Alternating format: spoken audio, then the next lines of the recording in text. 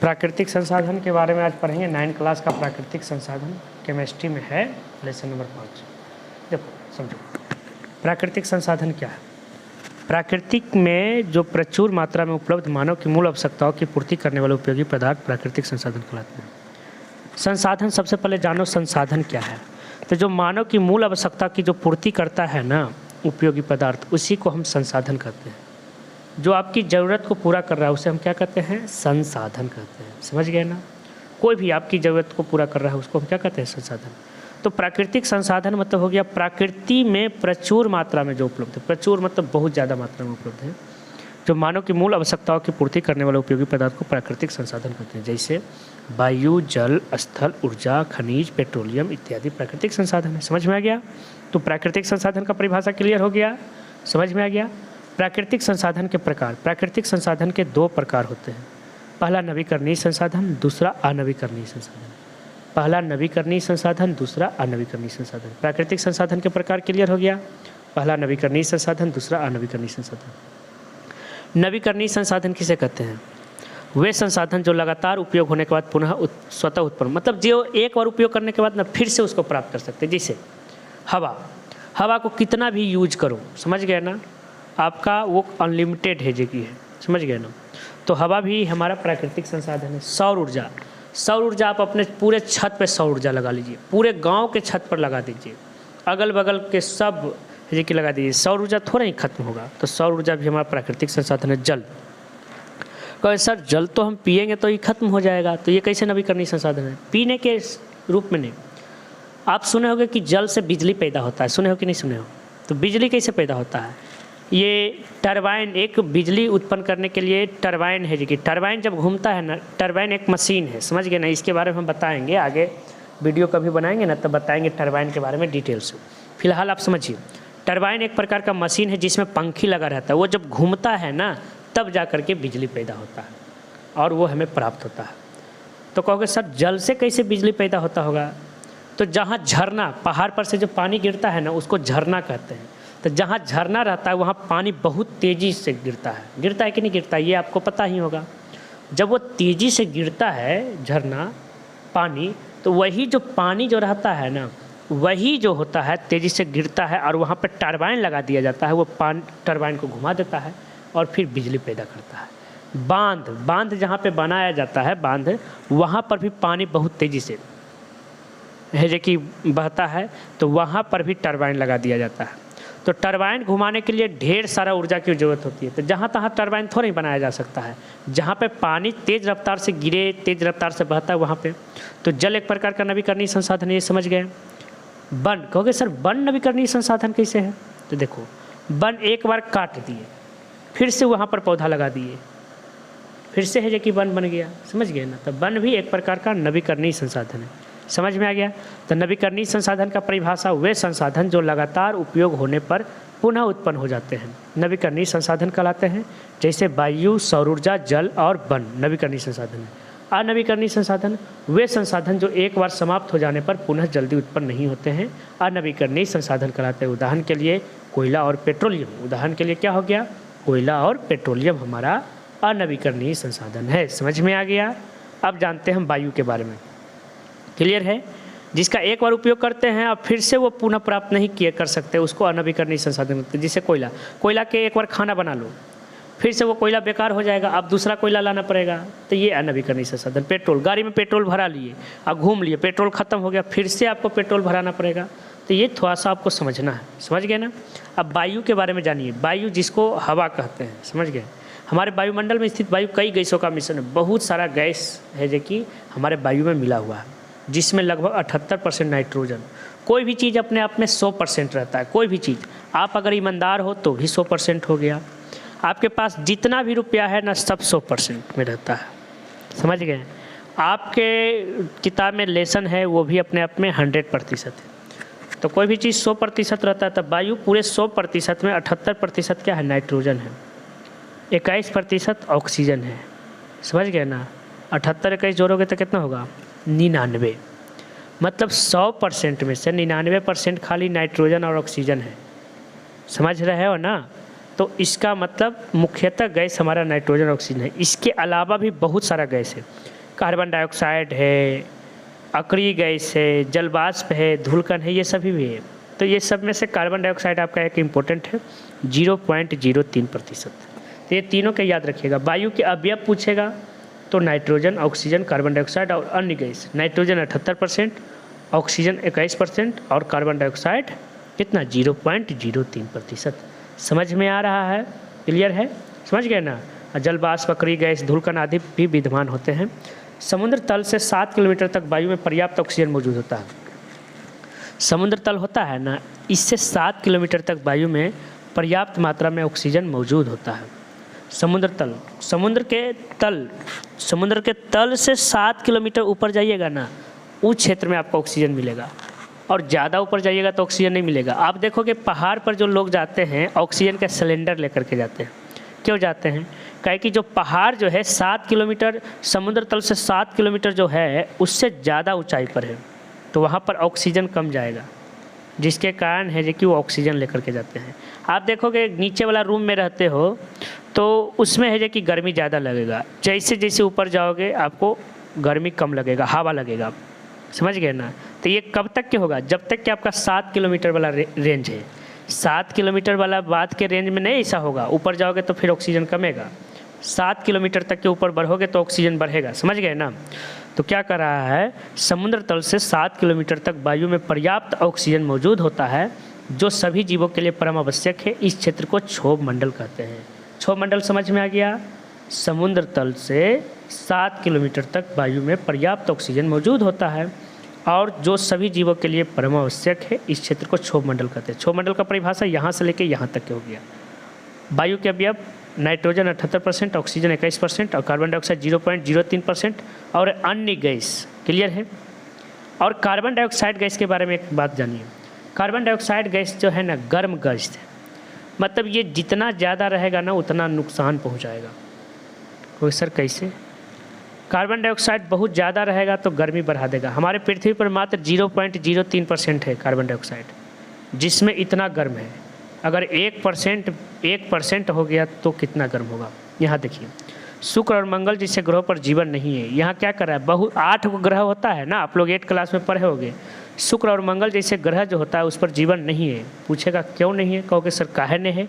क्योंकि वहाँ के वायुमंडल में 95% कार्बन डाइऑक्साइड है। सोच लो, 1% नहीं, 95% कार्बन डाइऑक्साइड है। समझ में आ गया? क्लियर है? पूछेगा शुक्र और मंगल जैसे ग्रहों पर जीवन नहीं है क्यों? तो कहोगे शुक्र और मंगल जैसे ग्रहों पर 95% कार्बन डाइऑक्साइड है, इसलिए वहाँ पे जीवन नहीं है। समझ में आ गया? अब आगे देखिए, वायु की उपयोगिता को समझते हैं। वायु का उपयोग क्या क्या चीज़ में करते हैं? वायु का उपयोग सांस लेने में करते हैं। समझ गए ना? श्वसन के लिए, पौधों के भोजन के लिए करते हैं। प्रकाश संश्लेषण में भी वायु है जो कि उपयोग है। वायु द्वारा ताप का नियंत्रण, मतलब ये पृथ्वी के टेम्परेचर को कंट्रोल रखता है। समझ गए? क्लियर है? पृथ्वी के टेम्परेचर को कंट्रोल रखता है। ईंधन के जलने में वायु की उपयोगिता, मतलब ये ईंधन को जलने में मदद करता है।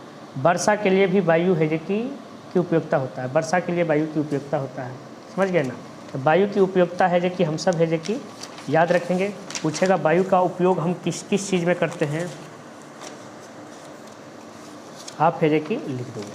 क्लियर है? हम क्वेश्चन लिख देते हैं। आपको जो भी क्वेश्चन है जो कि यहाँ तक के हम क्वेश्चन पढ़ा चुके हैं,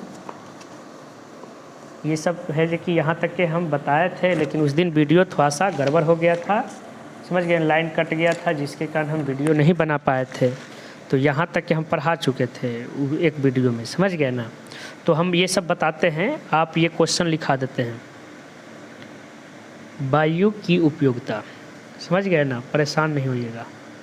अब छोटा छोटा वीडियो रहता है तो उसको डालने में थोड़ा सा दिक्कत होता है। वायु की उपयोगिता को समझिए। पूछेगा वायु की उपयोगिता, मतलब वायु का उपयोग क्या क्या चीज़ में करते हो? तो पहला श्वसन के लिए, सांस लेते हैं तो करते हैं कि नहीं करते हैं? पहला क्या हो गया? वायु की उपयोगिता में पहला क्या लिखोगे? वायु की उपयोगिता निम्नलिखित चीज़ में करते हैं। पहला हो गया श्वसन में, याद हो गया। दूसरा लिखोगे प्रकाश संश्लेषण में। दूसरा क्या लिखोगे? प्रकाश संश्लेषण में। तीसरा होता है वायु जो होता है पृथ्वी के तापमान को कंट्रोल करके रखता है। पृथ्वी के तापमान को क्या करके रखता है? कंट्रोल। चौथा हो गया ईंधन के जलने में वायु है जो कि मदद करता है। अब ये सब हम समझाएंगे क्यों करता है, समझ गए ना। आपको फिलहाल ये याद रखना है, ईंधन के जलने में वायु मदद करता है, वर्षा के लिए भी वायु जिम्मेवार है। अगर वायु नहीं रहेगा तो वर्षा नहीं होगा, समझ गए ना। इस प्रकार से ये 5 जो कारण है इसको याद रखना है। तो वायु के लिए हम लोग वायु किस किस चीज़ में उपयोग में लाते हैं, तो वायु है जो कि हमारा श्वसन के लिए, प्रकाश संश्लेषण के लिए और तापमान को कंट्रोल रखता है, ईंधन को जलने में मदद करता है, वर्षा के लिए वायु का उपयोग होता है। वायु की उपयोगिता का आंसर क्लियर हो गया। अब हम जानते हैं आगे कि ये जो श्वसन के लिए जो दिया हुआ है, श्वसन के लिए वायु क्यों जिम्मेदार है। तो नाइट्रोजन ऑक्सीजन का सही अनुपात हमारे श्वसन क्रिया के लिए आवश्यक है। कह रहा है नाइट्रोजन ऑक्सीजन का सही अनुपात जो है हमारे श्वसन के लिए क्या है, आवश्यक है, जरूरी है। वायु हमें यह सुविधा आसानी से उपलब्ध करा देती है। वायु हमें यह सुविधा क्या करती है, आसानी से उपलब्ध करा देती है। यह हमें आसानी से उपलब्ध कराती है। एक सामान्य व्यक्ति के लिए प्रतिदिन 250 किलोग्राम से लेकर के 265 किलोग्राम वायु की आवश्यकता पड़ती है। याद रखना, स्वस्थ जो मनुष्य जो होता है, सामान्य व्यक्ति जो होता है, उसको प्रतिदिन कितना वायु की आवश्यकता होती है, 250 किलो से 265 किलो। याद रहेगा, 250 किलो से 265 किलो। श्वसन क्रिया में हम ऑक्सीजन ग्रहण करते हैं और कार्बन डाइऑक्साइड त्याग करते हैं। मतलब आप कौन सा गैस लेते हो, सांस लेते हो तो ऑक्सीजन, छोड़ते कौन सा गैस हो, कार्बन डाइऑक्साइड। समझ गए ना, ये याद रहेगा। इसमें ये आपका ऑब्जेक्टिव है, प्रतिदिन मनुष्य जो है, सामान्य मनुष्य कितना वायु का उपयोग करता है श्वसन के लिए, 250 किलोग्राम से 265 किलोग्राम। आगे देखिए, ऑक्सीजन हमारे खून में वर्तमान हीमोग्लोबिन के साथ मिलकर के ऑक्सीहीमोग्लोबिन बनाता है। ये क्या करता है, जब ये ऑक्सीजन हम सांस लेते हैं तो ऑक्सीजन जाता है ना, तो ये अंदर जाकर के ब्लड के साथ मिल जाता है। ब्लड में हीमोग्लोबिन पाया जाता है, ये जानते ही हो, और हीमोग्लोबिन के साथ मिल करके बना लेता है ऑक्सीहीमोग्लोबिन। अब पूरे शरीर में दौड़ता है और जहाँ जहाँ दौड़ता है वहाँ वहाँ जा करके ऑक्सीजन को दे ले जाता है। हाथ को कहता है कि हाथ महाराज लीजिए, आप ऑक्सीजन लीजिए, ये आपका ऑक्सीजन है, और जो कार्बन डाइऑक्साइड है उसको हमरा दीजिए। कार्बन डाइऑक्साइड को लाद दिया, कचरा को लाद लिया, बढ़िया चीज़ दे दिया। पैर के कहता है कि लीजिए पैर महाराज, आपका ऑक्सीजन लाए हैं, ले लीजिए, कार्बन डाइऑक्साइड दे दीजिए। ऐसे ही पूरा शरीर में वो पूरे ऑक्सीजन को बांट देता है, और बांटने के बाद क्या करता है, कार्बन डाइऑक्साइड जो लाया फिर ला करके यहाँ रख देता है कार्बन डाइऑक्साइड, और जा करके फेफड़ा के पास, और फेफड़ा से फिर ही वो है जो कि कार्बन डाइऑक्साइड बाहर निकल जाता है। समझ गए ना, जिसको हम सांस छोड़ते हैं तो कहते हैं कार्बन डाइऑक्साइड बाहर निकलता है। समझ में आया ना। ऑक्सीजन हमारे प्रत्येक पार्ट में कैसे पहुँचता है वो पता चला। आप देखोगे कि जब आप बैठोगे कहीं पर, आप कोई काम कर रहे हो, बैठे हुए हो, वो लगातार पैर मोड़ करके बैठे हुए हैं, तो उसमें देखोगे कि आपका पैर जाम धर लेता है। और कभी कभी ऐसा होता है कि पैर जो होता है वो उसमें लगता ही नहीं है कि कुछ है। इसके पीछे क्या कारण है, आप पैर मोड़ करके बैठे हुए हो ना, तो उसमें जो ऑक्सीजन जो पहुंचना चाहिए, ब्लड जो पहुंचा रहा था ऑक्सीजन, वो आगे वाला हिस्सा को नहीं मिल पाया, जिसके कारण वो ऑक्सीजन के अभाव में वो अपने आप को सुस्त कर लिया। समझ गए। और जब आप उठते हो और देखते हो कि वैसा कंडीशन है, तो आप पैर को पटकते हो तो देखते हो कि फिर से आपका पैर सामान्य नॉर्मल हो गया। मतलब जैसे ही पटकते हो तो आपको ऑक्सीजन उसको मिलने लगता है। समझ में आया। तो ऑक्सीजन श्वसन के लिए आवश्यक है। यहाँ इसका दिया हुआ है हीमोग्लोबिन। हीमोग्लोबिन का सूत्र क्या होता है, Hb होता है। ऑक्सीजन के साथ मिला तो ऑक्सीहीमोग्लोबिन। ऑक्सीहीमोग्लोबिन का सूत्र याद रखना है HbO2। समझ गए। और ये शर्करा होता है। शर्करा ऑक्सीजन के साथ मिलता है तो कार्बन डाइऑक्साइड, जल और ऊर्जा। शर्करा का सूत्र याद रखना है। शर्करा का सूत्र क्या होता है, C6H12O6। इसी को ग्लूकोज भी कहते हैं। क्लियर है कि नहीं क्लियर है। शर्करा को ही ग्लूकोज कहते हैं, फ्रक्टोज, ये सब का सूत्र यही होता है। क्लियर है। और ये जो ऑक्सीजन के साथ मिलता है तो क्या बनाता है, कार्बन डाइऑक्साइड, जल और ऊर्जा, फिर हमें ऊर्जा मिलता है। समझ में आ गया। सांस श्वसन के लिए क्यों जरूरी है। पौधों के लिए प्रकाश संश्लेषण। क्लोरोफिल की उपस्थिति में हरे पौधे प्रकाश संश्लेषण करते हैं। आप जानते हो कि पेड़ पौधा जो है किसके कारण प्रकाश संश्लेषण करता है, किसके कारण अपना भोजन बनाता है, तो क्लोरोफिल के कारण। समझ गए ना। प्रकाश संश्लेषण के कारण अपना भोजन बनाता है। और प्रकाश संश्लेषण जो होता है क्लोरोफिल की उपस्थिति में होता है। अगर क्लोरोफिल नहीं रहेगा पेड़ पौधा में तो प्रकाश संश्लेषण नहीं होगा। जिसमें क्लोरोफिल हो जाए, अगर हमारे अंदर क्लोरोफिल रहेगा तो हमारे में भी प्रकाश संश्लेषण होगा, आपके अंदर क्लोरोफिल रहेगा तो आपके अंदर भी प्रकाश संश्लेषण होगा। समझ गए। तो प्रकाश संश्लेषण मतलब यह, जिसमें भी हमारा क्लोरोफिल रहेगा उसमें प्रकाश संश्लेषण होगा ही होगा। तो समझते हैं। क्लोरोफिल की उपस्थिति में हरे पौधे कार्बन डाइऑक्साइड, जल और सूर्य की रोशनी का उपयोग करके अपना भोजन, कार्बोहाइड्रेट, ग्लूकोज तैयार करता है। यह है प्रकाश संश्लेषण का समीकरण। तो पूछेगा प्रकाश संश्लेषण, यह प्रक्रिया प्रकाश संश्लेषण कहलाती है। क्लोरोफिल पेड़ पौधे में, हरी पत्ती में पाया जाता है। पूछेगा प्रकाश संश्लेषण क्या है, तो प्रकाश संश्लेषण क्लोरोफिल की उपस्थिति में हरे पौधे कार्बन डाइऑक्साइड, जल और सूर्य के रोशनी का उपयोग करके अपना भोजन कार्बोहाइड्रेट ग्लूकोज का निर्माण करते हैं। इसी क्रिया को प्रकाश संश्लेषण कहते हैं। और ये समीकरण को आपको याद रखना है। कार्बन डाइऑक्साइड जल के साथ क्रिया करता है तो ग्लूकोज बनता है और ऑक्सीजन। ये समीकरण को संतुलित किया गया है। समीकरण को संतुलित करने के लिए एक वीडियो बना देंगे, समीकरण को कैसे संतुलित करना है और आपको सिखा देंगे, आप देख लेना। ठीक है, क्लियर है। ये आपको हम सिखाएंगे कि यहाँ 6 कैसे लिखा गया, समझ गए ना। यहाँ 6 कैसे लिखा गया, 2 क्यों नहीं लिखा है, ये हम बैलेंसिंग करने के लिए सिखा देंगे। क्लियर है कि नहीं क्लियर है। तो प्रकाश संश्लेषण का परिभाषा समझ में आ गया ना। प्रकाश संश्लेषण वैसी क्रिया जिसमें पेड़ पौधा क्लोरोफिल की उपस्थिति के कारण अपना भोजन जो होता है जो कि कार्बन डाइऑक्साइड, जल और सूर्य की रोशनी का उपयोग करके अपना भोजन बनाता है, और इसी क्रिया को प्रकाश संश्लेषण कहते हैं। तो प्रकाश संश्लेषण समझ में आ गया। यहाँ हम सारा क्वेश्चन को हम लिख चुके हैं, समझ गए ना। ये क्वेश्चन आप देखिए, इसको प्राकृतिक संसाधन, इसका परिभाषा, प्राकृतिक संसाधन के प्रकार बता दिए हैं। नवीकरणीय संसाधन, अनवीकरणीय संसाधन, वायु के अवयव जिसमें नाइट्रोजन, ऑक्सीजन बताए थे, कार्बन डाइऑक्साइड और अन्य गैस, क्षोभ मंडल बताए थे कि नहीं। शुक्र और मंगल जैसे ग्रहों पर जीवन संभव नहीं, ये बताए थे। क्यों। स्वस्थ मनुष्य के लिए प्रतिदिन कितना वायु की आवश्यकता होती है, याद है 250 से 265 किलोग्राम। और ऑक्सी हीमोग्लोबिन का सूत्र क्या होता है, HbO2। पेड़ पौधे किसके कारण अपना भोजन बनाते हैं, किसके कारण अपना भोजन बनाते हैं, प्रकाश संश्लेषण के कारण। अब प्रकाश संश्लेषण कब होगा, जब क्लोरोफिल रहेगा तब। प्रकाश संश्लेषण की परिभाषा भी बताया ना, उसका समीकरण। वायु की उपयोगिता, तो वायु की उपयोगिता हम लोग सांस लेने में करते हैं, श्वसन के लिए, प्रकाश संश्लेषण के लिए करते हैं। पृथ्वी के तापमान को नियत बनाए रखता है वायु। इसके अलावा वर्षा के लिए भी वायु जिम्मेवार है, ईंधन को जलने में भी वायु जिम्मेवार है, इसका उपयोगिता बताया है ना। अब आगे हम पढ़ते हैं वायु द्वारा ताप का नियंत्रण। कहोगे सर ये हवा द्वारा हम ताप के कैसे करके नियंत्रित करके रखते हैं, समझ गए ना। हरित गृह प्रभाव, वैश्विक उष्मीकरण। हरित गृह प्रभाव को ग्रीन हाउस इफेक्ट कहते हैं, समझ गए ना। वैश्विक उष्मीकरण को ग्लोबल वार्मिंग कहते हैं। इसको समझिएगा क्या होता है। वायु की उपस्थिति के कारण पृथ्वी का ताप अनुकूल बना रहता है। वायु जो हमारे पृथ्वी पर उपस्थित है ना, जिसके कारण पृथ्वी का तापमान अनुकूल बना हुआ रहता है, मतलब आप जिंदा हो। अगर पृथ्वी का तापमान अनुकूल नहीं रहेगा ना, तो आप जीवित नहीं रहोगे, मर जाओगे, समझ गए ना। तो अनुकूल मतलब हुआ बैलेंस बना के रखता है। पृथ्वी के ताप का नियंत्रण हरित गृह प्रभाव के कारण होता है। हरित गृह प्रभाव के कारण होता है। कहोगे सर ये हरित गृह प्रभाव है क्या, इसको भी हम समझाएंगे। फिलहाल समझिए, पृथ्वी का जो ताप का नियंत्रण जो होता है हरित गृह प्रभाव के कारण होता है। हरित गृह कांच की एक बनी एक इमारत होता है। देखो, गृह मतलब क्या होता है, घर। हरित गृह कांच की बनी एक इमारत होता है। एक कांच का घर बना दिया जाता है, समझ गए ना। कहीं पे कांच का घर बना दिया जाता है, और जिसका निर्माण पौधों को ठंडक से बचाने के लिए किया जाता है। जिसका निर्माण पौधों से को ठंडक से बचाने के लिए किया जाता है। हरित गृह प्रभाव, हरित गृह जो होता है कांच का एक घर होता है। पूछेगा आपसे कि हरित गृह क्या है, तो हरित गृह कांच का एक घर है, जिसका उपयोग हम लोग पेड़ पौधे को ठंडक से बचाने के लिए करते हैं, समझ गए ना। पूरा कांच रहे चारों तरफ लगा हुआ, और अंदर पेड़ पौधा लगा देंगे तो उसको तो रोशनी तो मिलवे न करेगा, लेकिन अंदर गर्म हो जाएगा कि नहीं। तो कांच उसका उपयोग पेड़ पौधे के ठंडे से बचाने के लिए करते हैं। सूर्य की किरणें कांच से होकर हरित गृह की सतह को गर्म करती है।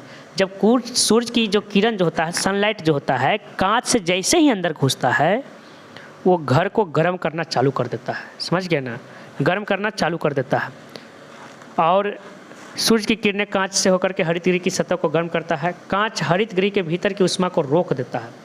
अब ये कांच क्या करता है, अंदर जो उष्मा है, अब ये कांच ऐसा है तो अंदर से जो गर्मी पैदा हो रहा है, बाहर से अंदर घुस गया, अब ये कांच से बाहर निकलेगा, गर्मी नहीं निकलेगा, समझ गए ना। तो अंदर गर्म के गर्म रहेगा, जिससे हरित गृह के अंदर का तापमान बाहर के तापमान से अधिक हो जाता है। हरित गृह के अंदर का तापमान क्या हो जाता है, बाहर के तापमान से अधिक हो जाता है। ठीक इसी प्रकार वायुमंडल में भी होता है। अगर ऐसा ही कंडीशन हमारा वायुमंडल में भी होता है। समझ में आया नहीं आया, समझ में। देखो, एक कांच का घर है, बात का मतलब समझिए कि ये एक घर है, ये एक घर है जो कि कांच का है।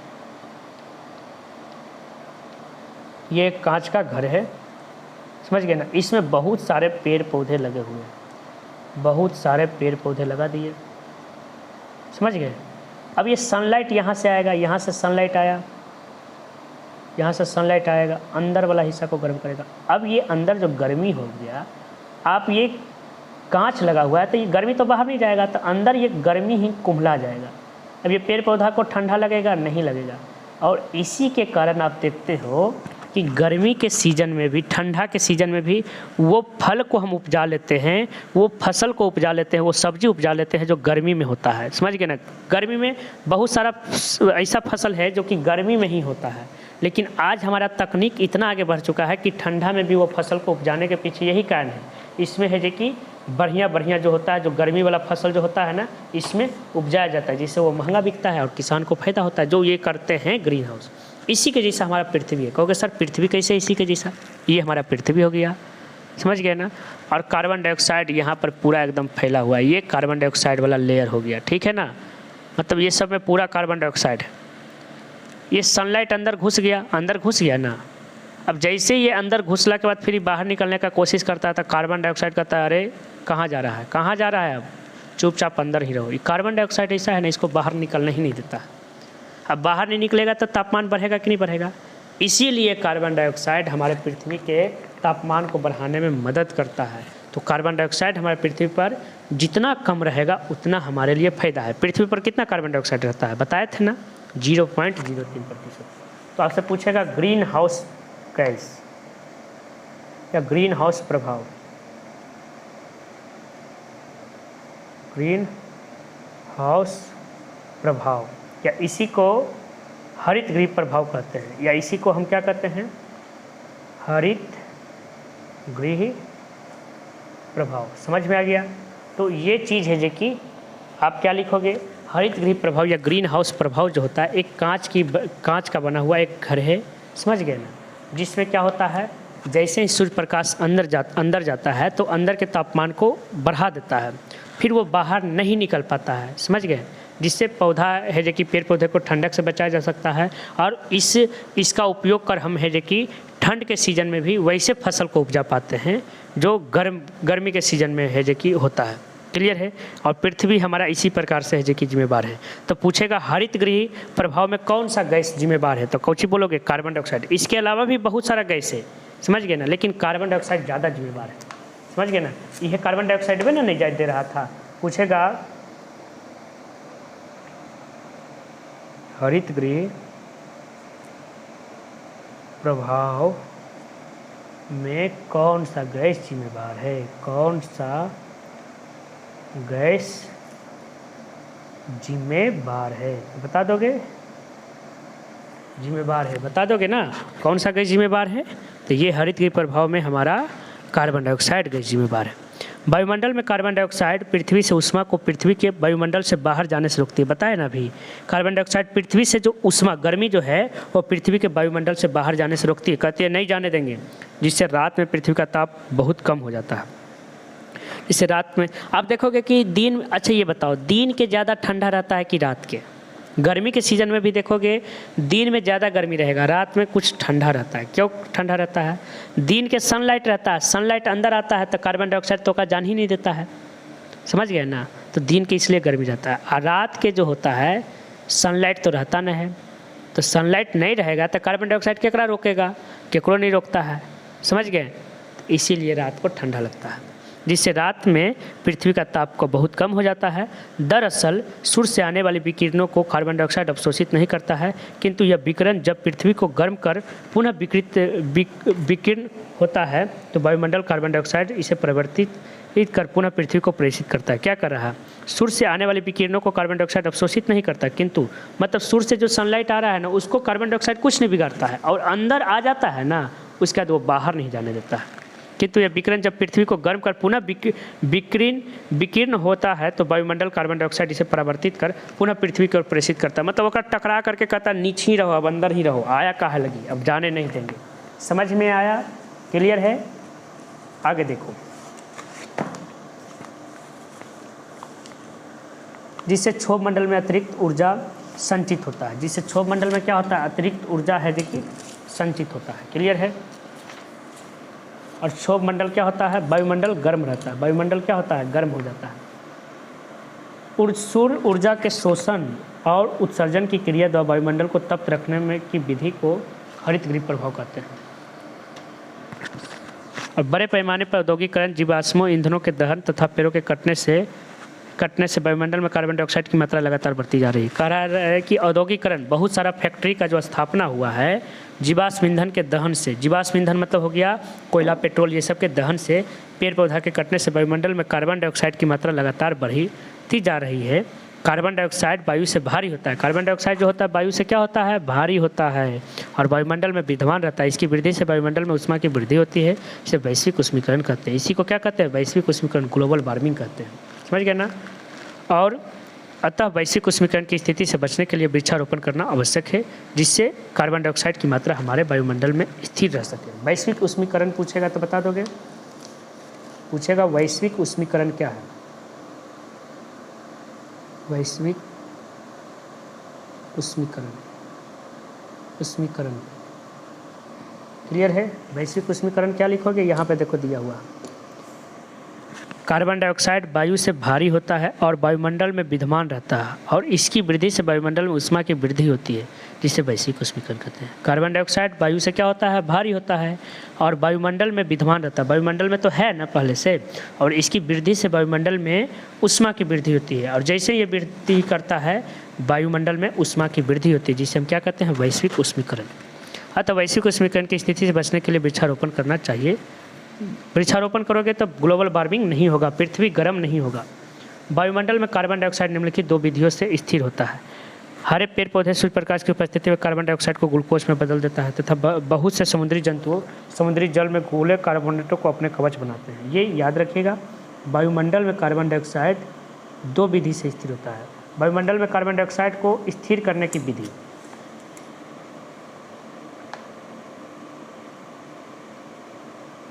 वायुमंडल में कार्बन डाइऑक्साइड को स्थिर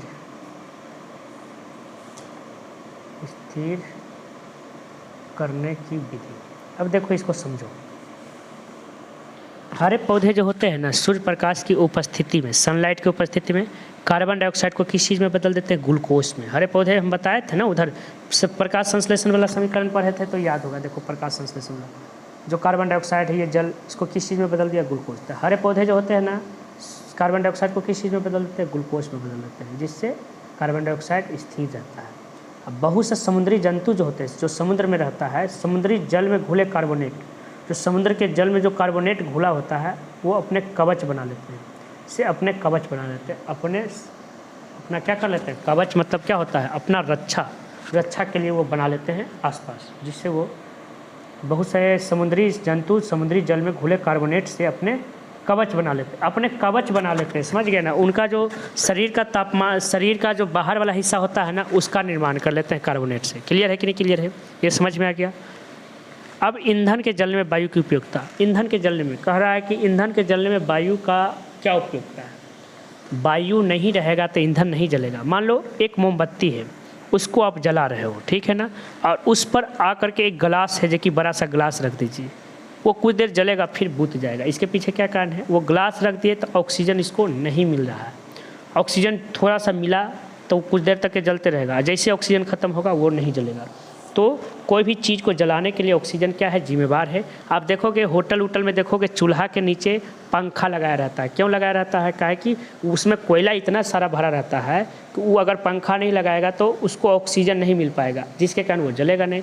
आप देखोगे ठंड के सीज़न में आप जब आप है जो कि जब भी जलाते हो आग सेकने के लिए, जलावन जलाते हो तो उसमें देखोगे फूंकते हो, फूंक करके उसको हवा देते हो कि नहीं देते हो।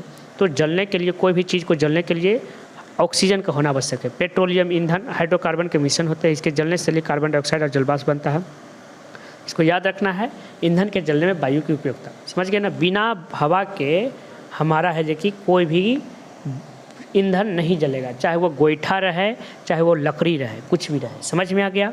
वर्षा के लिए वायु की उपयोगिता। अब जानो ये वर्षा, आखिर ये वायु की उपयोगिता क्यों होता है। वर्षा के लिए वायु की कैसे है जो कि वायु की मदद से वर्षा होता है। समुद्री मंद समीर और स्थल मंद समीर, ये दोनों के बारे में हम जानेंगे, समझते हैं। वर्षा वायु की गति पर निर्भर करता है। वर्षा किस पर निर्भर करती है, वायु की गति पर निर्भर करती है। वायु की गति और वर्षा का कारण समझने के लिए हमें निम्नलिखित तथ्यों को जानकारी आवश्यक है। वर्षा किस पर डिपेंड करती है, वायु की गति पर डिपेंड करती है। अब इसको समझते हैं। गर्म हवा ठंडी हवा से हल्की होती है, ये याद रखना है। वर्षा किस पर डिपेंड करती है, वायु की गति पर डिपेंड करती है। वायु की गति और वर्षा का कारण समझने के लिए हमें निम्नलिखित तथ्यों को जानकारी आवश्यक है। वर्षा किस पर डिपेंड करती है, वायु की गति पर डिपेंड करती है। अब इसको समझते हैं। गर्म हवा ठंडी हवा से हल्की होती है, ये याद रखना है। ये चीज़ याद रखना है, ये इम्पोर्टेंट है। गर्म हवा ठंडी हवा से क्या होती है? हल्की होती है। पूछेगा गर्म हवा हल्का कि ठंडा हवा हल्का, तो गर्म हवा हल्का। स्थल जल से अपेक्षा तेजी से गर्म और ठंडा होता है। ये दो चीज़ अभी बोले हैं। स्थल मतलब क्या होता है? ज़मीन। जल की अपेक्षा तेज़ी से गर्म और तेज़ी से ठंडा होता है। मतलब ये ज़मीन जो होता है ना, ज़मीन और पानी दोनों का तुलना किया जाए तो ज़मीन में जो होता है ना, तेज़ी से गर्म भी हो जाएगा, तेज़ी से ठंडा। समझ में आ गया? क्या बोले थे? गर्म हवा ठंडा हवा में हल्का कौन होता है? तो गर्म हवा होता है। हम पूछे स्थल और जल में तेज़ी से गर्म और तेज़ी से ठंडा कौन होता है? तो स्थल। ये तेज़ी से गर्म भी होता है, तेज़ी से ठंडा भी होता है। हवा उच्च दाब से निम्न दाब की ओर प्रवाहित होता है। हवा जो होता है हाई प्रेशर से निम्न प्रेशर की ओर प्रवाहित होता है। हवा उच्च दाब से निम्न दाब मतलब हाई प्रेशर। अब ये जानेंगे, उच्च दाब के बारे में जानेंगे, आपको फिलहाल इसको समझना है, याद रखना है। हवा उच्च दाब से निम्न दाब की ओर प्रवाहित होती है। समझ में आ गया? तीन चीज़ क्लियर है। अब इसको समझते हैं। दिन के समय जल की अपेक्षा स्थल जल्दी गर्म हो जाता है। ये देखो, फिगर से समझिए। दिन के समय की एक घटना बताते हैं। जैसे ये हो गया ज़मीन, ये क्या हो गया? ज़मीन, और ये हो गया पानी। दिन के समय सूर्य भगवान है यहाँ पे। हम आपको याद है क्या बोले थे? क्या बोले थे? गर्म हवा, गर्म हवा ये होता है हल्का, बोले थे कि नहीं बोले थे? और ठंडा हवा भारी। इसके बाद बताए थे स्थल जो होता है ये तेज़ी से गर्म और ठंडा भी तेज़ी से, और पानी धीरे धीरे गर्म होता है, धीरे धीरे ठंडा होता है। अभी दिन के समय स्थल और ये पानी, बताओ जल्दी गर्म कौन होगा? स्थल होगा, ज़मीन होगा ना, इसी को स्थल कहते हैं। स्थल दिन में स्थल जल की तुलना में तेज़ी से गर्म होता है, वही चीज़ कर रहा है। दिन के समय में जल की अपेक्षा स्थल जल्दी गर्म होता है, इसलिए स्थल के ऊपर की वायु जल के ऊपर की वायु की अपेक्षा है जो कि तेज़ी से गर्म होता है। अब इसके ऊपर जो हवा है ये गर्म कौन जल्दी हुआ? ये वाला ना हुआ, ये धीरे से। तो ये हवा क्या हो गया? इसके ऊपर हवा जो हो गया गर्म, ये ज़्यादा गर्म हो गया। ये क्या हो गया? और ये हो गया जो कम गर्म। पानी के ऊपर वाला हवा कम गर्म, पहले ई गर्म होगा तब नहीं कर ऊपर वाला हवा गर्म होगा। तो ये ज़्यादा गर्म हो गया और ये कम गर्म। अब ये क्या करेगा? ये गर्म ज़्यादा हो गया तो ये हल्का हो गया। गर्म हवा क्या होता है? हल्का होता है। ये हल्का हो गया और ऊपर उठने लगा, ये ऊपर उठेगा। उठेगा कि नहीं उठेगा? और ये कम जो गर्म हवा है ये देखेगा कि एने खाली हो गया, एने खाली हो गया, एने हाई प्रेशर हो गया। एच मतलब हाई, पी मतलब प्रेशर। एने हाई प्रेशर हो गया, एने लो प्रेशर, मतलब एने हवा कम गया। समझ गए ना? एने लो प्रेशर। अब ये हवा एने से एने चलाएगा, फिर ये गर्म होगा, फिर उठेगा। मतलब इधर है जो कि आपका है जो कि हवा उठेगा नहीं, इसके ऊपर वाला। समझ में आ गया ना? दिन के समय जल की अपेक्षा स्थल जल्दी गर्म होता है, इसलिए स्थल के ऊपर की वायु जल के ऊपर की वायु की अपेक्षा, स्थल के ऊपर की वायु जल के ऊपर की वायु की अपेक्षा तेज़ी से गर्म होते हैं। तेज़ी से क्या होते हैं? अभी बताया ना। अतः स्थल के ऊपर की वायु तेज़ी से गर्म होकर ऊपर उठने लगता है। ज़मीन के ऊपर वाला हवा उठने लगा था ना, अभी दिखाए थे उठ करके, जिसके फलस्वरूप स्थल के ऊपर कम दाब का क्षेत्र बन जाता है। जब हवा ऊपर चला गया तो इसके ऊपर कम दाब का क्षेत्र बनेगा ना, और समुद्र के ऊपर वायु कम दाब वाले क्षेत्र की ओर प्रवाहित होता है। आज समुद्र के ऊपर अभी हवा है, ये है, अभी वो गर्म होवे नहीं किया है, उसके ऊपर उच्च दाब है। अब ये समुद्र के ऊपर की वायु कम दाब वाले क्षेत्र की ओर, मतलब समुद्र के ऊपर वाला जो उच्च दाब वाला हवा है वो कम वाले दाब के ऊपर की ओर प्रवाहित होगा। एक क्षेत्र से दूसरे क्षेत्र में वायु की गति पवन का निर्माण करता है। अब एक क्षेत्र से दूसरा क्षेत्र में जा रहा है ना, एक क्षेत्र से दूसरा क्षेत्र में वायु की जो गति है वो पवन का निर्माण करती है। इसलिए दिन के समय तटीय क्षेत्रों से हवा की दिशा समुद्र से स्थल की ओर होता है। दिन के समय जो हवा जो देखे, हवा क्या दिखे? दिन के समय हवा इधर से इधर की ओर ना आ रहा है, इधर से इधर की ओर आ रहा है, तो समुद्र से स्थल की ओर आ रहा है दिन के समय। समझ गए ना? इसी को हम कहते हैं समुद्री समीर। इसी को हम क्या कहते हैं? समुद्री समीर। आपसे पूछेगा समुद्री समीर क्या है तो बता दोगे? पूरा बढ़िया से समझाया है, फिर से देखो। समुद्री समीर देखो, कहोगे दिन के समय स्थल जल की अपेक्षा तेज़ी से गर्म होता है, तेज़ी से गर्म होता है, जिसके कारण इसके ऊपर वाला हवा भी तेज़ी से गर्म हो जाता है कि नहीं हो जाता है? और यह उठने लगता है, यह ऊपर उठने लगता है और इसी के कारण यहाँ बन जाता है निम्न दाब। निम्न दाब यहाँ क्या बन जाता है?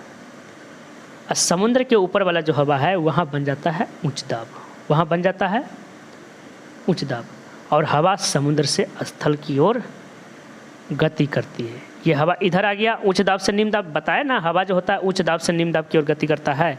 अब इधर है जो कि हवा जाता है और ये प्रक्रिया बार बार मतलब पूरे दिन भर होते रहता है। समझ गए? क्लियर है? इसी को हम समुद्री समीर कहते हैं। समझ में आ गया? अब देखो रात के समय स्थल और समुद्र दोनों ठंडे हो जाते हैं। अब ये रात के समय वाला घटना बताते हैं। रात के समय वाला घटना समझो।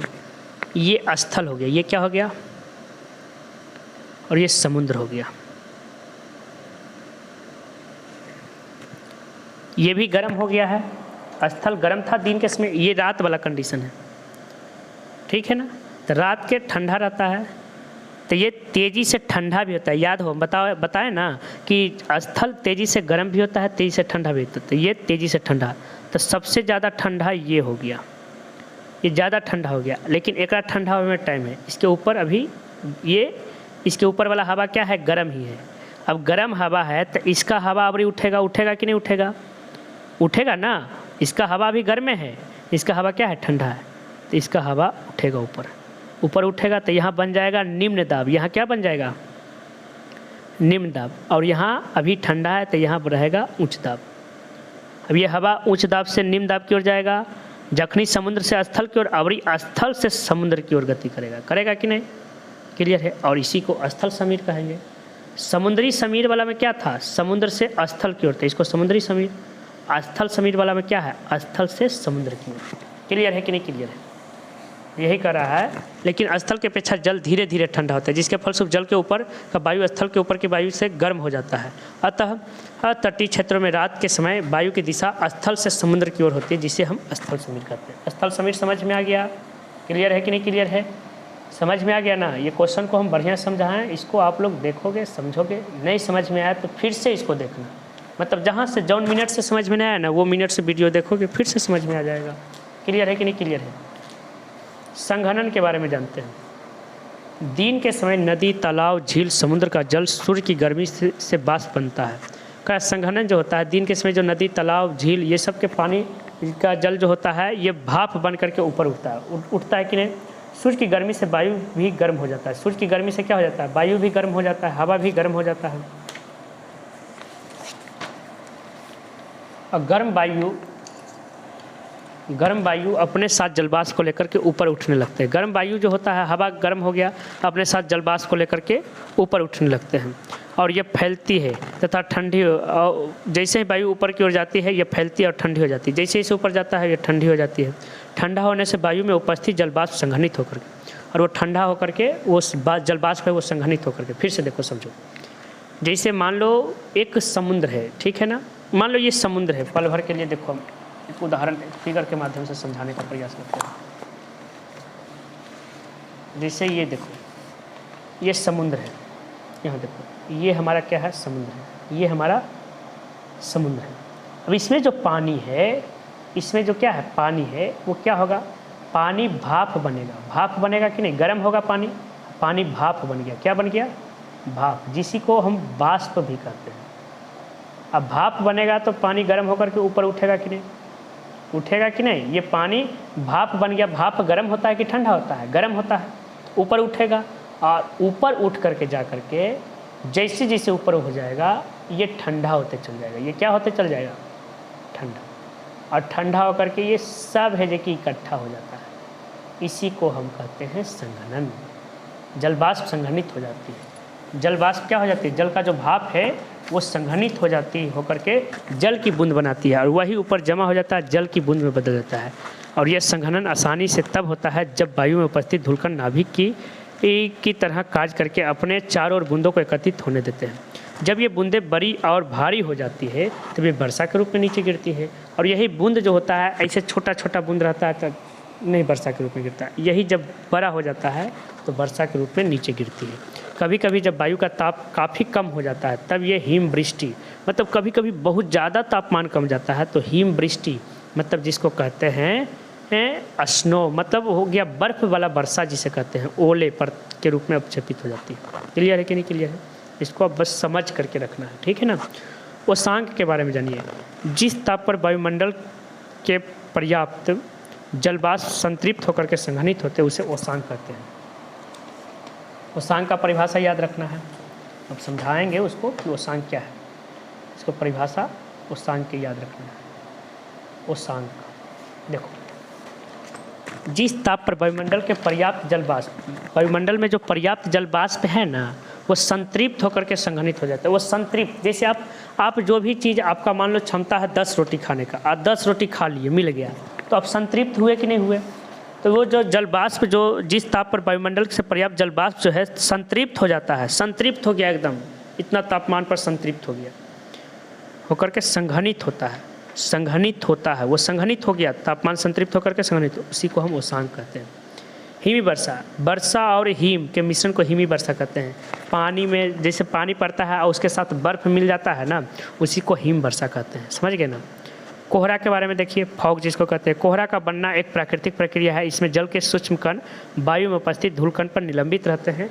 कोहरा से ट्रैफिक, ये कुहासा के बारे में जानते हो। धूम कोहरा, जिसमें धुआं भी मिक्स रहता है, कोहरा और धुआं के मिश्रण को धूम कोहरा कहते हैं। क्लियर है?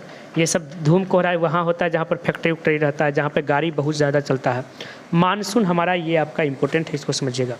मानसून एक ऋतु पवन है, यह खास ऋतु में निश्चित दिशा में प्रवाहित होती है। मानसून एक ऋतु पवन है, जैसे आप सुनोगे कि गर्मी आर के सीजन में है जो कि सुनते होगे कि मानसून आ गया, समझ गए ना, मानसून आवे वाला है, ऐसे करके न्यूज़ है जो कि सुनते होंगे। अब हम जानेंगे ये मानसून क्या होता है, वो समझेंगे। मानसून का मुख्य कारण स्थल और समुद्र के बीच के तापमान में अंतर का होना बताया जाता है। गर्मी के दिनों में भारतीय उपमहाद्वीप के भीतरी भाग काफ़ी गर्म हो जाता है।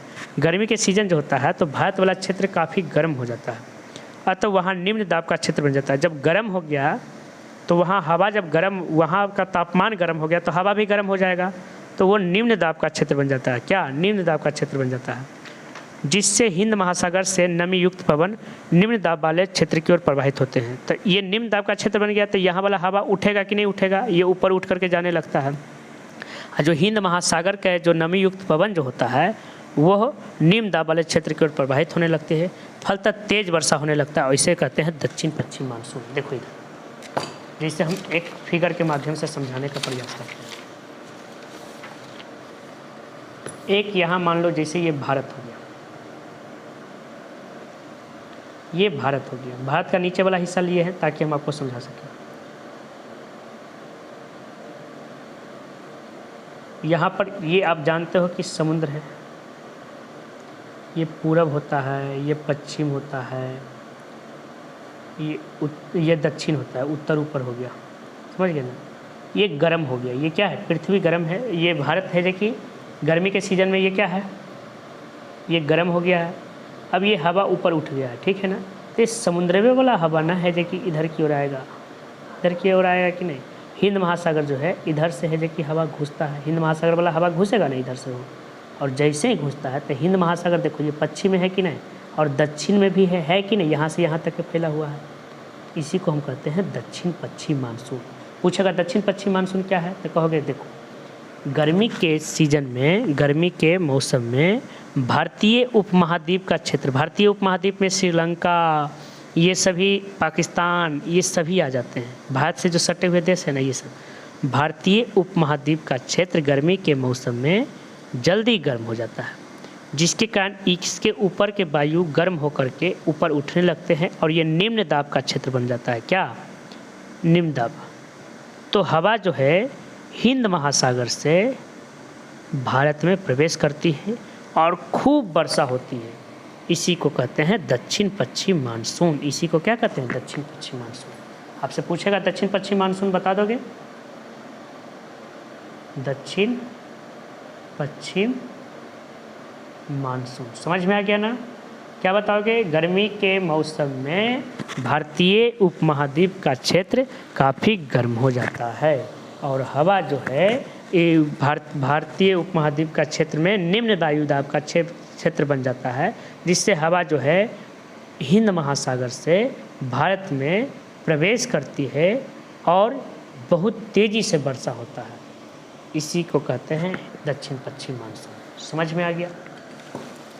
जाड़े के समय में जब वायुमंडल का तापमान कम हो जाता है, जाड़े के सीजन में वायुमंडल का तापमान कम हो जाता है, तब भारतीय उपमहाद्वीप में उच्च दाब का क्षेत्र बन जाता है। तब भारत में कौन क्षेत्र बन जाएगा? उच्च महाद्वीप में, भारतीय उपमहाद्वीप में उच्च दाब का क्षेत्र बन जाता है। कौन सा क्षेत्र बन जाएगा? उच्च दाब का क्षेत्र। समुद्र स्थल की अपेक्षा अधिक गर्म रहता है, जिससे समुद्र के ऊपर का दाब निम्न हो जाता है। इसलिए ठंडक शुष्क पवन उत्तर पूर्व दिशा से समुद्र की ओर है जो कि प्रवाहित होने लगती है। देखो अब हम थोड़ा सा ठंड के सीजन को लेकर के आते हैं, इसी फिगर से समझते हैं। ये उत्तर हो गया, ये ऊपर वाला हिस्सा उत्तर हो गया, समझ गए ना। तो ये ठंड के सीजन, अब ये ठंड वाला सीजन है। जब ठंड के सीजन आएगा तो ये वाला एरिया जो है, ये ज़मीन है, तो स्थल जो होता है तेज़ी से ठंडा भी तो होता है। तो ये ठंडा है, ये क्या है, और इसको ठंडा होने में टाइम लगेगा। लगेगा कि नहीं लगेगा? लगेगा ना। तो हवा जो होता है यहाँ पर ठंडा होने में ये गर्म है, तो ये हवा ऊपर उठ रहा है, तो यहाँ अब की बार निम्न दाब का क्षेत्र बन रहा है, तो हवा इधर से इधर की ओर आएगा ना। उत्तर पश्चिम पूर्व जो है, ये उत्तर पूर्व वाला एरिया जो है, इससे हवा इसकी ओर आता है। क्लियर है? इसको बोलेंगे उत्तर पूर्व मानसून। क्लियर है कि नहीं क्लियर है? यह मानसून बंगाल की खाई को पार करके भारत में वर्षा लाती है, और इधर से भी बंगाल की खाई को पार करके भारत में वर्षा प्रवाहित होने लगती है। यह मानसून बंगाल की खाई को पार करके भारत में वर्षा लाती है, उत्तर पूर्व मानसून कहते हैं। ये बंगाल की खाई यहाँ पे है, समझ गए ना। तो उत्तर पूर्व पूछेगा, उत्तर पूर्वी मानसून, तो इसी के जैसा बोलना है। उत्तर पूर्वी है कि पूर्व? उत्तर पूर्व मानसून, उत्तर पूर्व मानसून पूछेगा। उत्तर पूर्व मानसून क्या है तो बता दोगे, क्या कहोगे? ठंडा के मौसम में भारतीय उपमहाद्वीप का क्षेत्र ठंड हो जाता है, काफ़ी ठंडा हो जाता है, समझ गए ना। और समुद्री क्षेत्र है जो कि गर्म हो जाता है, जिसके कारण समुद्री क्षेत्र में उच्च दाब का क्षेत्र बन जाता है, और भारतीय उपमहाद्वीप में निम्न दाब का क्षेत्र बनता है। उच्च दाब का क्षेत्र नहीं, निम्न दाब का क्षेत्र इधर बन गया। भारतीय समुद्री इलाका में निम्न दाब का क्षेत्र बनता है, और भारतीय महादेश में है जो कि महाद्वीप में है जो कि उच्च दाब का क्षेत्र बनता है। अब हवा जो होता है भारतीय महाद्वीप से समुद्र की ओर प्रवाहित होने लगती है, इसी को उत्तर पूर्व मानसून कहते हैं। और इसके कारण बंगाल की खाई को पार करके, जैसे ही ये बंगाल की खाई को पार करके इधर आता है, तो भारत में खूब सारा वर्षा है जो कि एरिया में कराता है। क्लियर है कि नहीं क्लियर है? समझ में आ गया।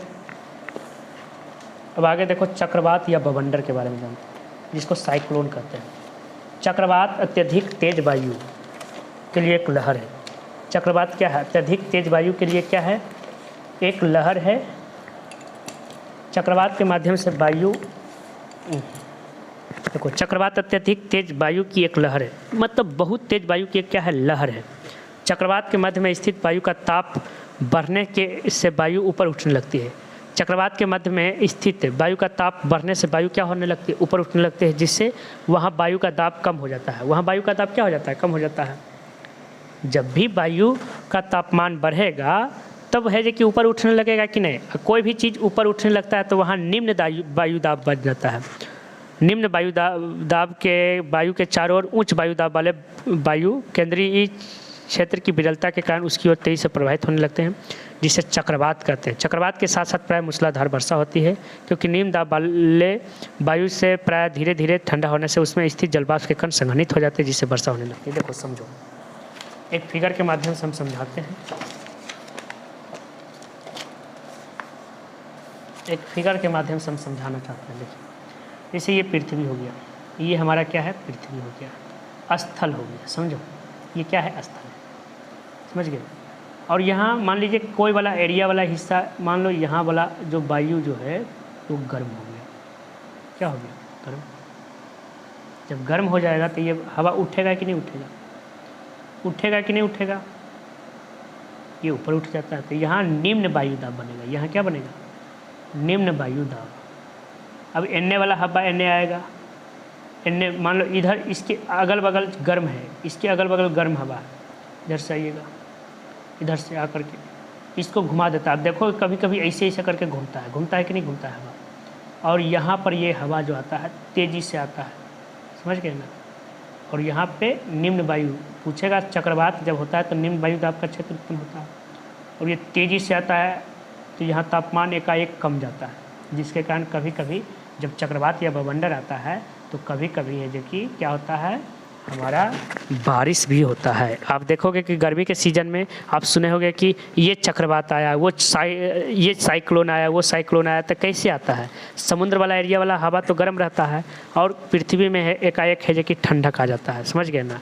वो कूल्हे हवा एकाएक घुस जाता है, एक वेगे घुस जाता है, एक वेगे घुस जाता है तो तापमान डायरेक्ट है जो कि कम गया और जिसके कारण वो जलवाष्प जो होता है वो वर्षा का रूप ले लेता है।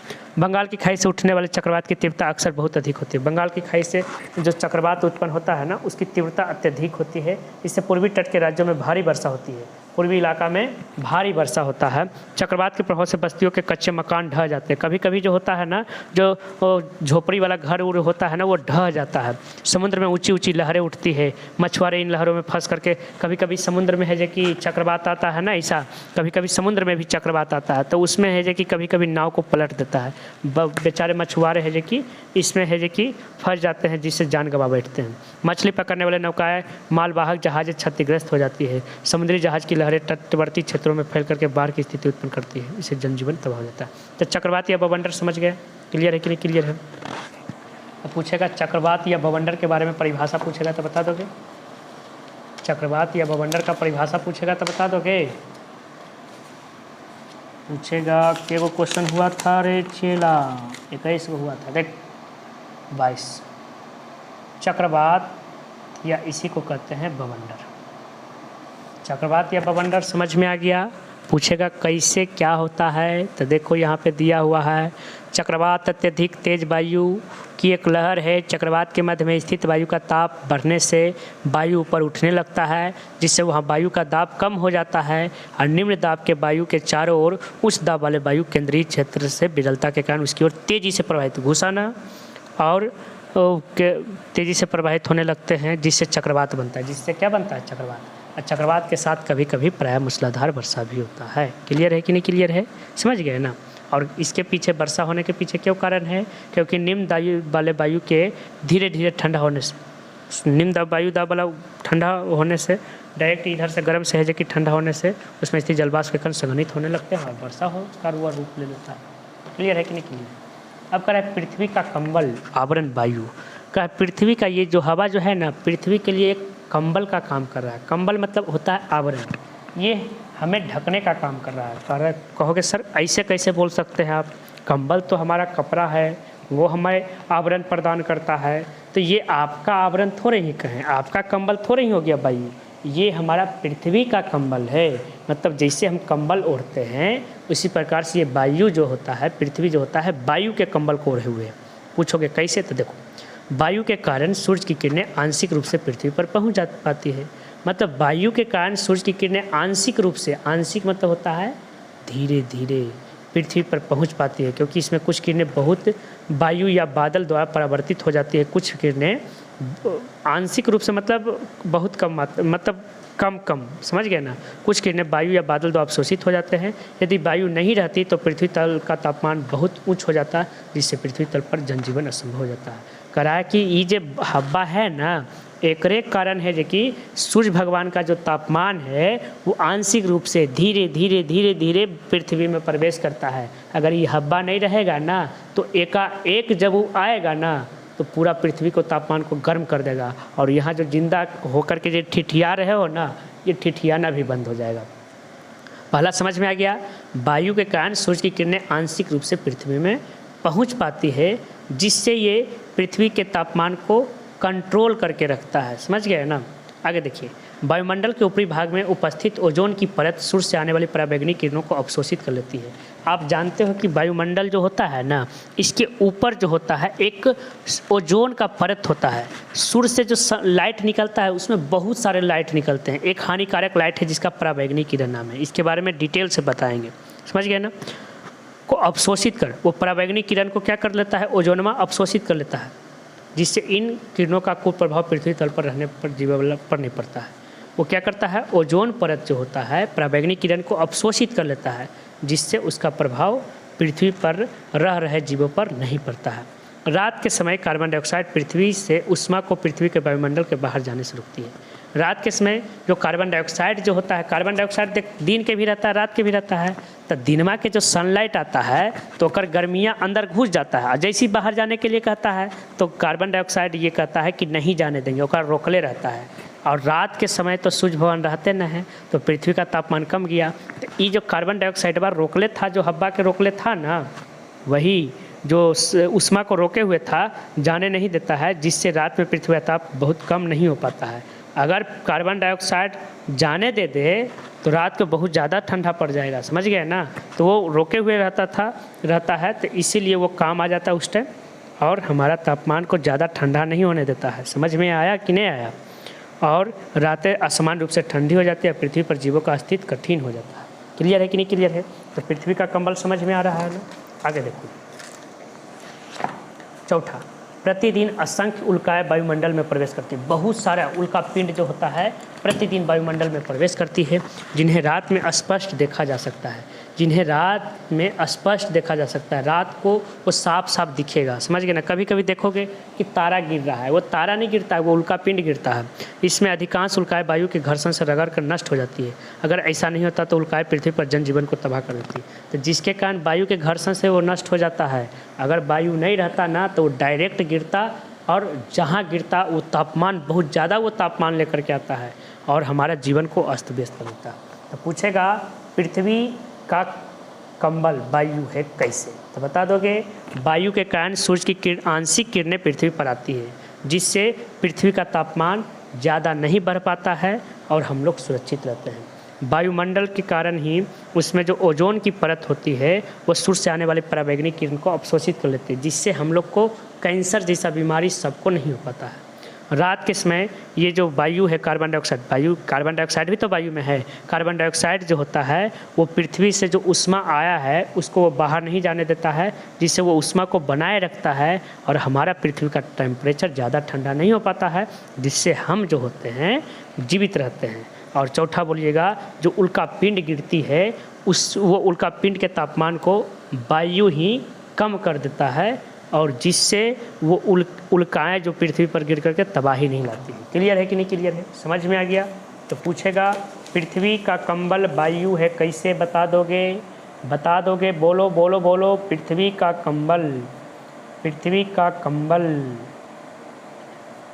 वायु है कैसे? पृथ्वी का कंबल वायु है कैसे? पृथ्वी का कंबल वायु है कैसे? थोड़ा सा राइटिंग बा खराब बैठता है हमारा, समझ गए ना। तो समझ के बोल भी तो देवे करते हैं। क्या मैं अभी के गो पेज है, बाप रे बाप, इतना पेज कैसे पढ़ा पाएंगे, 12 बजने वाला है। चलो कोई बात नहीं, वायु प्रदूषण पढ़ा देते हैं। इसके बाद वायु प्रदूषण के बाद ये सब चीज़ है जो कि उसको भी पढ़ा देंगे, धीरे धीरे पढ़ा देंगे। क्या करोगे? वायु प्रदूषण पढ़ो। देखो, प्रदूषण मतलब गंदा होता है। अब वायु मतलब वायु का गंदा हो जाना वायु प्रदूषण कहलाता है।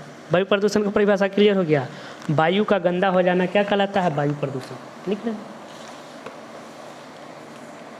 पूछेगा वायु प्रदूषण क्या है तो बता दोगे? वायु प्रदूषण क्या है? तो वायु का गंदा हो जाना वायु प्रदूषण कहलाता है। और वायुमंडलीय गैसों की निश्चित वायुमंडल में पाई जाने वाली गैसें एक निश्चित मात्रा में अनुपात में होता है। वायुमंडल में जो गैस पाया जाता है एक निश्चित अनुपात में रहता है। वायुमंडलीय गैसों की निश्चित मात्रा और अनुपात में वृद्धि या कमी वायु प्रदूषण की समस्या। ये भी बोल सकते हो, जब जो वायु में उपस्थित अवयव जो हैं उसकी मात्रा निश्चित मात्रा अनुपात में वृद्धि या कमी होती है तो वो वायु प्रदूषण कहलाता है। कई वर्षों से वायु की गुणवत्ता में कमी आई है। इसके लिए यातायात औद्योगिकरण में वृद्धि को ही वायु प्रदूषण का मुख्य कारण बताया गया। आखिर ये हवा गंदा काहे होता है? तो यातायात। आप देखोगे जन्ने तन्ने जाता है, अब कन्हू जाना है तुरंत बाइक से निकल जाता है, तो बाइक से जो धुआं निकलता है वो हवा को गंदा कर देता है। औद्योगिकरण मतलब होता है बहुत सारा फैक्ट्री लगते जा रहा है दिन प्रतिदिन, इससे भी हमारा वायु प्रदूषित हो रहा है।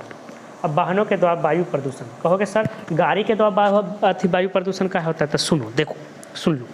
वाहनों से फैलने वाले धुएं में अनेक घातक रसायन पाए जाते हैं।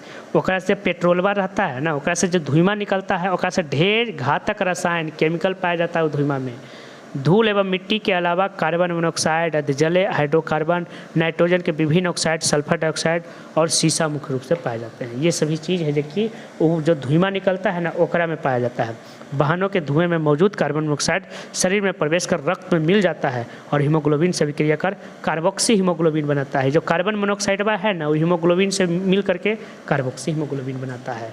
ऐसे मिलना चाहिए ऑक्सीजन और ऑक्सी हीमोग्लोबिन बनाना चाहिए, लेकिन ये बना देता है कार्बोक्सी हीमोग्लोबिन। समझ गए ना? यहाँ देखो हीमोग्लोबिन, कार्बन मोनोऑक्साइड का सूत्र दिया हुआ है CO, ये सब याद रखना, ठीक है ना।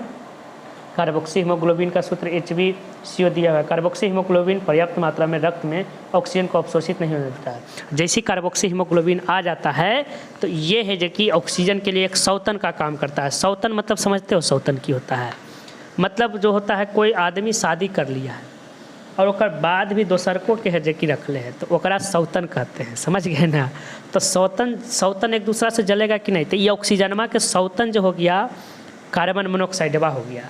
तो ये जब जैसी कार्बन मोनोऑक्साइड है जो कि घुस जाता है, एकरा भाव ज़्यादा। ये हीमोग्लोबिनमा जो है ना, ये कार्बोक्सी हीमोग्लोबिन, ये कार्बन मोनोऑक्साइड, देखो ऑक्सीजन जो हो गया पहलौका हो गया, समझ गए ना, पहली वाली हो गया, और कार्बन मोनोऑक्साइड जो हो गया वो दूसरका वाला हो गया। समझ गए ना? मतलब ये पहला है जो कि हो गया, ये दूसरका हो गया। तो दूसरका के ज़्यादा आदमी भाव देता है, पहलौका के कम देता है, दूसरका के ज़्यादा देता है। काहे देता है समझिए रहे होगे। तो ये देखो, जैसे कार्बन मोनोऑक्साइड जब आ जाता है तो हीमोग्लोबिनमा ओकरा ले लेता है, ओकरा है जो कि अपने पास रख लेता है, और ऑक्सीजनमा के है जो कि नहीं, कहता है कि अभी हम इसी के साथ रहेंगे। अब ऑक्सीजनमा नहीं रहता है तो पूरा शरीरवा के छिलमिली घुसता है, पूरा शरीर को तो चाहिए ऑक्सीजन, और वो की करता है हीमोग्लोबिनमा सगरो नचा देता है कार्बन मोनोऑक्साइडवा के, और कार्बन मोनोऑक्साइडवा की करता है वो अपना दुष्प्रभाव छोड़ देता है, और नाइट्रोजन ऑक्साइड पेड़ पौधे को नुकसान पहुंचाता है। ये सभी चीज़ को है जो कि पूरे शरीर को नुकसान पहुंचाता है। समझ गए ना? नाइट्रोजन ऑक्साइड ये भी धुआं में रहता है, पेड़ पौधे को नुकसान पहुंचाता है। सल्फर डाइऑक्साइड दमा और सांस में गतिरोध, ये सभी गैस है जो कि इसमें पाए जाते हैं। तो कार्बन मोनोऑक्साइड बता दिया कैसे नुकसान पहुंचाता है। नाइट्रोजन ऑक्साइड जो धुआं में रहता है ना, पेड़ पौधे को नुकसान पहुंचाता है। सल्फर डाइऑक्साइड ये दमा, खांसी, सांस वाला बीमारी हो जाता है। हवा को घातक रूप से दूषित करने वाला द्रव सीसा है। सबसे ज़्यादा जो खतरनाक है वो सीसा है। शहरों के वातावरण में पाए जाने वाले 90% सीसा युक्त पेट्रोल द्वारा चलने वाले वाहन से आता है। तो सर सीसा जगह में मुहम्मा देखते हैं वो वाला सीसा है? नहीं, वो सीसा अलग चीज़ है। ये जो अलग चीज़ है, समझ गए ना?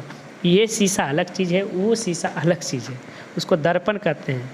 शहरों के वातावरण में पाए जाने वाले पेट्रोल में 90% सीसा पाया जाता है। पेट्रोल में सीसा पाया जाता है जिसके कारण वो चमकता है। पेट्रोल के देखोगे तो चमकता हुआ दिखेगा, समझ गए ना? तो सीसा पाया जाता है, वो चमकता है। सीसा युक्त पेट्रोल द्वारा चलने वाले वाहनों से आता है। पेट्रोल में टेट्रा एथिल लेड, इसका सूत्र याद रखना, tetra ethyl lead C2H5 4PB C2H5 मिलाते हैं, जिसमें गाड़ी में नॉर्किंग कम हो जाता है। शीशे की मात्रा वायु में अधिक हो जाने से जिगर, रक्त प्रवाह, मस्तिष्क प्रजनन क्षमता में घातक प्रभाव पड़ता है। ये सभी होता है। तो वायु प्रदूषण में वाहन का योगदान समझ गया ना? इसीलिए आप वाहन ज़्यादा आप बिना मतलब के यूज नहीं करिए, आप यूज करिए, क्योंकि अब थोड़ा सा वाहन यूज नहीं करोगे तो पैदल कितना चलोगे, लेकिन ज़्यादा नहीं। एगो हमारे चेला है सुल्तान, वो की करता है दिन भर है जो कि चलते रहता है गाड़ी, गधा है एक नंबर के। एगो उसके साथ साथ एगो पीयूषवा है, सुल्तान और पीयूषवा, ये दोनों खूब गाड़ी चलाता है। इसलिए है जो कि ये दोनों अगर वीडियो देख रहा है तो ये दोनों है जो कि समझ जाओ, ये है जो कि ज़्यादा गाड़ी उड़ी नहीं चलाना। देख रहा है ना कैसे करके है जो कि वायु के प्रदूषित कर रहा है, समझ में आया ना? और होशियार नहीं बनना ज़्यादा। वाहन से उत्पन्न वायु प्रदूषण के नियंत्रण के उपाय। पेट्रोल वाहनों में ईंधन के रूप में शीशा रहित पेट्रोल का इस्तेमाल करना चाहिए।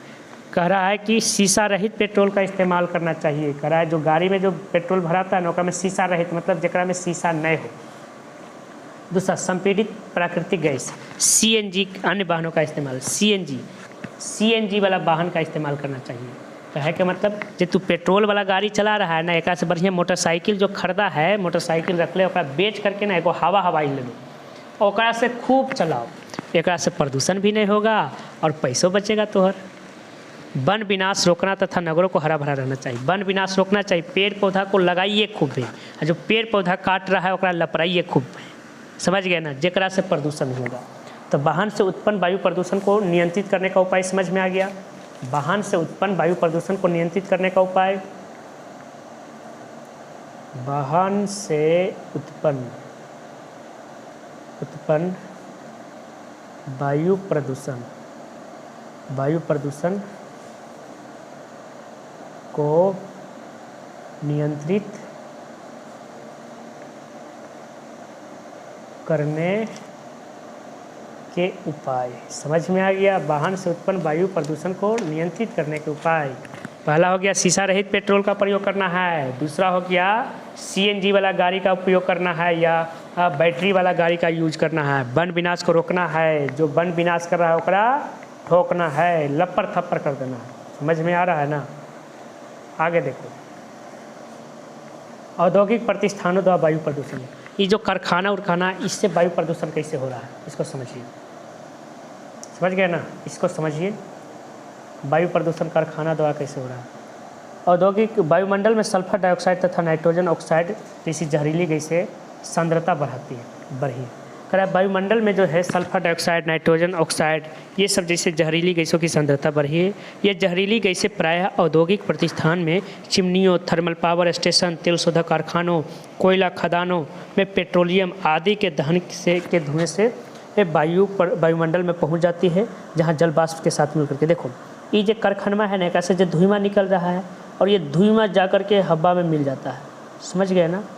और हवा में मिल करके जल वाष्प के साथ मिल करके ये सल्फ्यूरिक अम्ल और नाइट्रिक अम्ल बनाता है, और जिससे ये अम्ल वर्षा का जिम्मेवार है।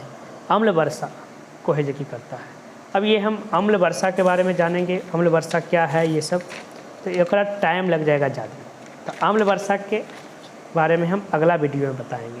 क्या है कि अभी 12 बजे से ऊपर हो गया है और 10वां वाला भी वीडियो शूट करना है। समझ गए ना।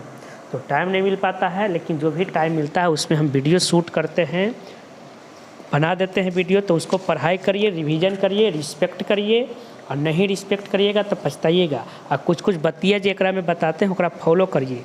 एकरा में बतिया क्या बताएं, एकरा में बतिया बताएं कि ज़्यादा एने ओने पैतरा उतरा नहीं बनिए, ज़्यादा है जे कि होशियार नहीं बनिए। समझ गए।